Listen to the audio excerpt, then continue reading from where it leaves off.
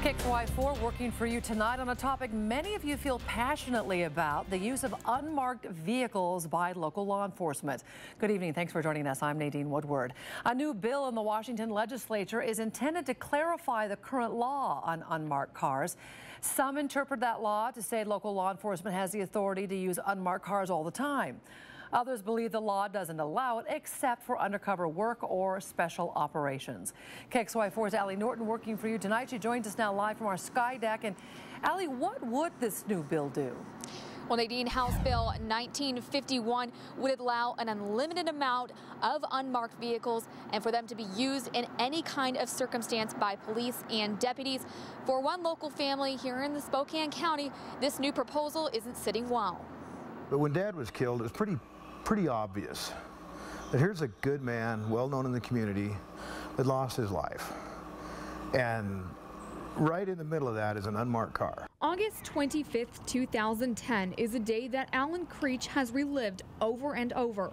His father, Scott Creach, went to investigate a dark sedan parked outside his property that night. What he thought was a prowler was an unmarked vehicle being used by a Spokane County Sheriff's deputy to monitor the neighborhood.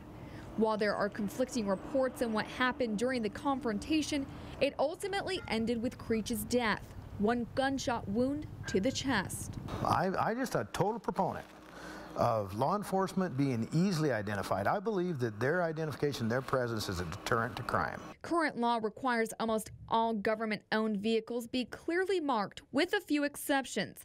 The bill removes ambiguous language and essentially allows law enforcement to use as many unmarked vehicles as they want. I think the bill should pass, yes. I would like to see it passed where we would have more access to utilizing publicly owned cars and an undercover surveillance, at least for me.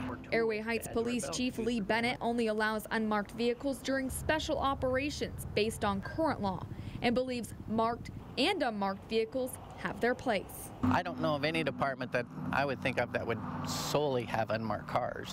You know, you have to have an identity, not just your uniform, but your identity. Creach says there is a time and a place for undercover work and understands the need for unmarked cars in those circumstances. But for traffic stops and routine patrols, I think it's a recipe for disaster.